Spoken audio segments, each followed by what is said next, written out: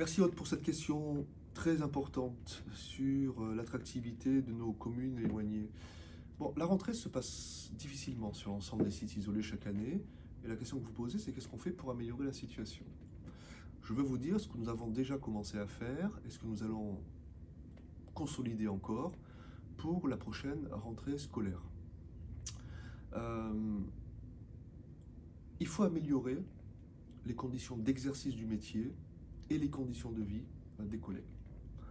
A priori, ce n'est pas dans la mission du rectorat de s'occuper de ces sujets, mais ma position est que si on ne s'intéresse pas aux conditions de vie des collègues sur les sites isolés, qui évidemment a un impact direct sur les conditions d'exercice de leur métier, ben les difficultés ne s'amélioreront pas.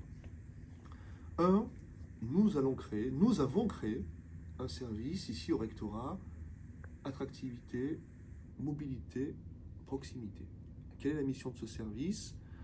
C'est pour tous ces collègues qui exercent leur métier, notre profession sur les sites isolés, mais aussi les sites éloignés, c'est leur fournir l'accompagnement absolument nécessaire pour qu'en réalité, ils n'aient plus qu'à penser à leurs enseignements.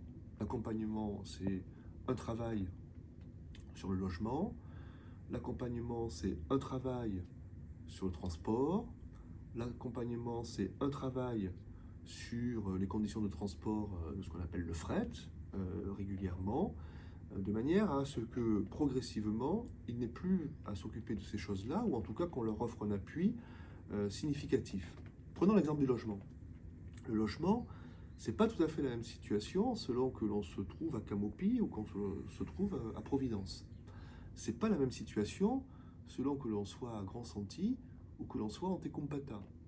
Et donc l'idée, c'est d'avoir des dispositifs dédiés et spécifiques avec l'ensemble des communes.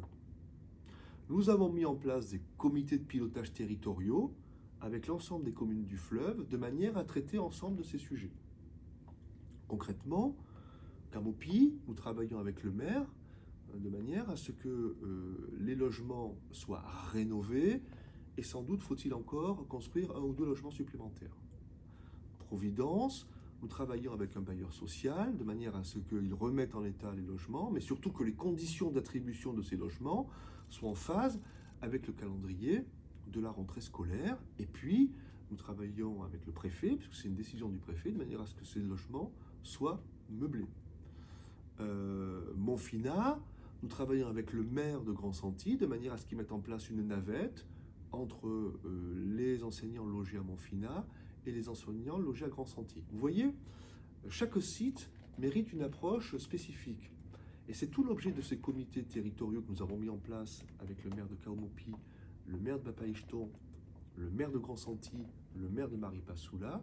C'est tout l'objet de ces comités que de traiter des situations particulières ayant trait au logement, ayant trait au transport, ayant trait aux conditions de vie. Ces comités se sont tenus, des décisions sont prises. Voilà ce que l'Académie de Guyane fait pour améliorer l'attractivité sur ces sites.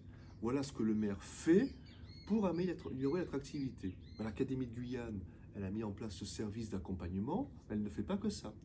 Elle s'intéresse aussi à son cœur de métier, c'est-à-dire recruter par exemple les contractuels dès le 1er juillet, de manière à ce qu'ils connaissent leur affectation, à ce qu'on puisse les former et à ce qu'on puisse les accompagner de manière à ce qu'ils puissent s'installer dans de bonnes conditions sur les sites.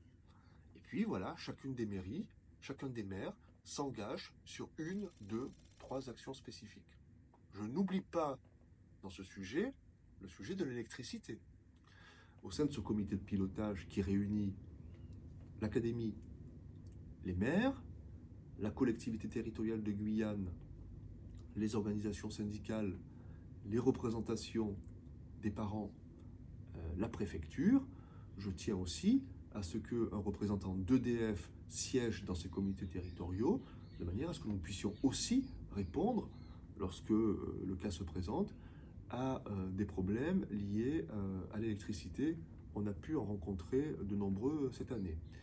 Donc vous voyez, on ne va pas tout changer du jour au lendemain, mais en tout cas, on s'accorde année par année, rentrée scolaire par rentrée scolaire, on s'accorde les uns et les autres, monsieur le maire, monsieur le recteur, monsieur le directeur général d'EDF, monsieur le représentant des bailleurs sociaux, à améliorer chaque année des points qui sont des irritants pour les enseignants et les personnels de l'éducation nationale.